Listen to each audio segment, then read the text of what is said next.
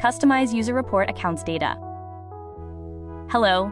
Today I'm going to walk through how to customize the columns in your report charts, which is a great way to make sure you're seeing exactly the data you need. First, sign in with an administrator account to the Google Admin Console. If you aren't using an administrator account, you can't access the Admin Console. Go to Menu, Reporting, User Reports, Accounts. You must have the Reports Administrator privilege to do this. Now, to customize your reports columns, click Settings. Optional. If you'd like to add more columns to your chart, look for Add New Column and click the down arrow to see a list of available options. Select the columns you want to add. Optional. If you've added a column you don't need or want to remove a column to simplify your chart, click Remove next to the column. Optional. If you want to change the order of your columns, you can rearrange them.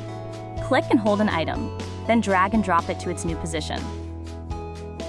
Once you're happy with your changes, remember to click Save. I hope this was helpful. Thanks for watching.